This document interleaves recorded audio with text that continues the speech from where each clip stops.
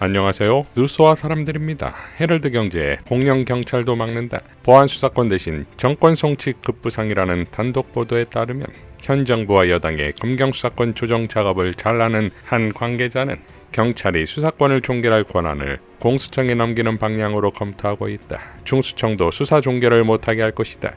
라고 했다는 것이고, 정부 내 형사소송법 개정 논의에 관여하는 다른 관계자는 수사에 착수한 기관이 종결까지 마음대로 할 수 있다면 수사권이 오남용될 여지가 크다 라고 했다고 보도했습니다. 보도 이후 검찰개혁 추진단은 다음과 같이 입장문을 내는데, 공룡 경찰도 막는다. 보안 수사권 대신 정권 송치 급부상. 헤럴드 경제 5월 11일 보도 관련. 정권 송치 도입 등 경찰의 수사 종결권을 회수하는 방안이 검토되고 있다는 보도는 사실과 다릅니다. 라고 한 줄 밝혔습니다. 헤럴드 경제의 보도는 관련자의 발언을 전한 것이고, 그래서 단독이라면 누군가 보도되기를 의도한 것이고, 이어 사실이 아니라는 입장을 내놓았다면 딱 엄포를 통한 간보기가 아닙니까? 지난 1월 김필성 변호사는 이렇게 밝혔었습니다. 검찰이 노리는 것은 정권 송치입니다. 그들이 새로운 단어를 만들어서 사람들을 헷갈리게 한 것일 뿐, 이 말은 수사 종결권을 검찰이 갖는다는 의미입니다. 문재인 정부가 거의 유일하게 해낸 검찰개혁이 수사 종결권을 경찰에게 준다였는데, 그마저도 없었던 일로 만드는 거지요. 지난 3월 매불쇼에 출연한 김영민 의원도 다음과 같이 발언했었지요.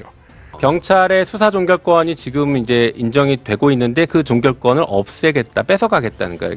수사에 관련된 아주 강력한 통제권을 검사들이 가져가겠다는 얘기입니다. 자, 이미 작년부터 이슈가 되었던 정권 송치지만, 문제는 김민석 총리가 보안 수사권 폐지를 전제로 방안을 찾으라고 지시한 이후에 이런 보도가 나왔기 때문입니다.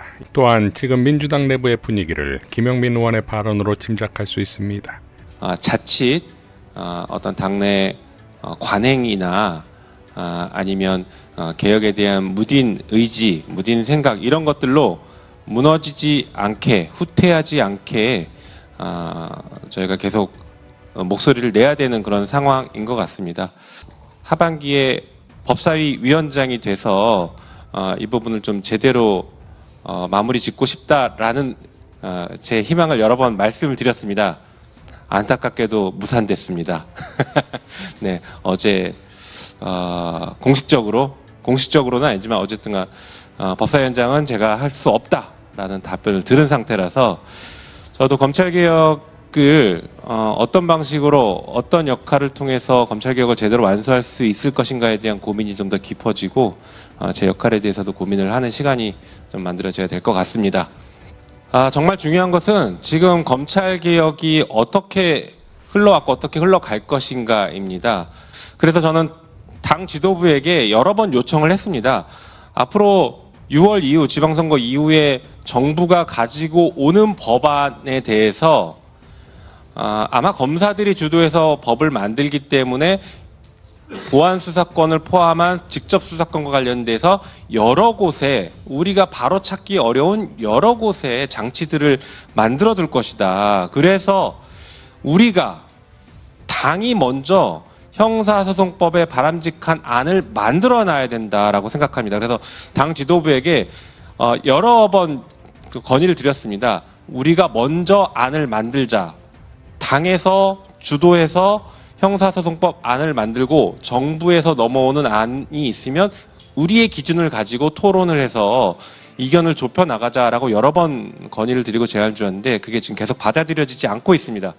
지방선거 대선과 맞물려 개혁이 나태해지고 기득권들의 반동과 개혁적인 당대표를 교체하려는 움직임이 보일 때, 조국혁신당과의 합당은 이런 분위기를 모두 깨부수는 강력한 개혁 부스터가 될 것입니다. 조국 후보도 새날에 나와 지선 이유를 언급했지요.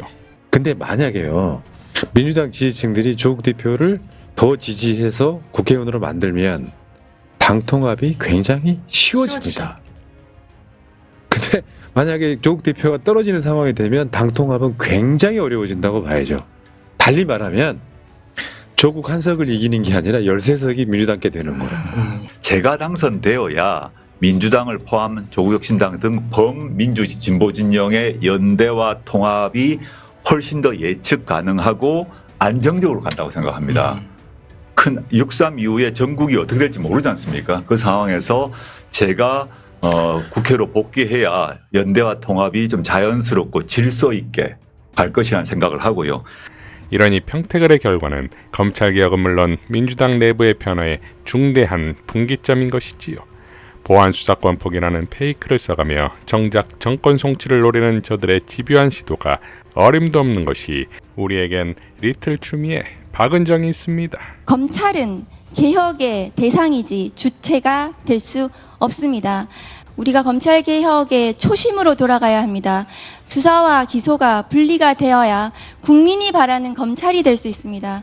그런데 지금 검찰개혁 추진단에서 검사들이 이 형사소송법 개정안을 만들어서는 안 됩니다. 수사권을 놓치지 않으려는 검사들의 수사권 언론 플레이가 너무 극심하고 그것이 급기야는 경찰을 비난하고 갑자기 2026년 검찰개혁을 하겠다니까 경찰은 너무나 무능하고 부패하고 돈을 받아먹고 사건을 암장하고 그런 경찰이 되었습니다.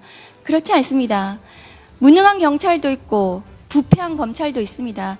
그것은 비리와 관련된 것은 검경에 대한 비리와 관련된 시스템에 의해서 그것은 걸러져야 됩니다. 다만 우리가 형사사법 체계를 고민할 때 정말 국민이 바라는 검찰개혁을 어떻게 할 것인가는 전 국민적으로 이 사안을 들여다 봐야 된다고 생각합니다. 제가 한 가지만 말씀드리겠습니다. 아마 이 보안 수사권, 사실은 수사권이죠. 보안 수사를 검사가 한다는 규정은 형사소송법 어디에도 없습니다. 보안 수사의 주체는 형사소송법 197조의 2, 검사가 요구해서 경찰이 하는 것이 보안 수사입니다. 검찰은 2차 수사, 재수사를 하는 것입니다. 이 수사권과 관련해서 검찰에서는 그것이 국민을 위한다고 오늘도 언론에서 마지막 안전장치이다 이렇게 언론이 얘기하고 있습니다. 언론에 검찰이 호도하고 있습니다.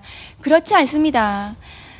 범죄에 대응하는 것은 검경이 어떻게 협력할 것인가는 선진국 모든 검경이 범죄에 대응하기 위해서 협력하고 있습니다.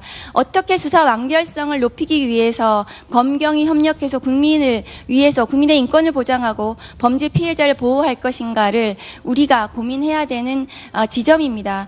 그런데 아마 검찰이 수사권, 보안 수사권이라는 미명으로 아마 형사소송법을 만들어 올 텐데요. 제가 예상합니다. 어떻게 만들어 올 건가 하면 구속사건, 공소시효 임박사건 등 대통령령으로 정하는 사건 이렇게 만들어 올 것입니다. 대통령령으로 우리는 무한 확대해서 수사권을 가지려고 할 것입니다. 저는 검찰이 그렇게 형사소송법을 만들어서는 안 된다고 생각합니다. 구속사건은 보안 수사를 거의 하지 않습니다. 왜 하지 않는가 하면 영장 판사가 구속사건 기록을 봅니다. 영장 검사가 구속영장을 청구합니다. 그리고 나서 주인 검사에게 갑니다. 영장 단계에서 두 사람의 법률가가 이미 이 사건은 구속하기에 충분하다고 판단한 사건입니다. 그런 사건들은 보안 수사가 더 필요하지 않는 사건들입니다. 그럼에도 불구하고 보안 수사가 필요하다면, 재수사가 필요하다면 구속사건 범죄 사실 A, B, C, D 중에 E라는 범죄 사실이 수사가 필요하다고 하면 사건을 분리해서 A, B, C, D는 구속 기소하고 E만 사건을 분리해서 경찰에 보안수사 요구를 하면 됩니다.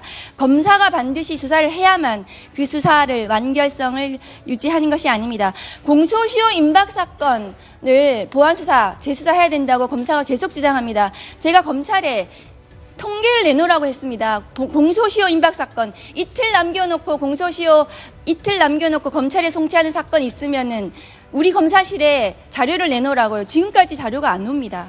그런 사건 없습니다. 이상 뉴스와 사람들이었습니다. 시청해 주셔서 감사드립니다.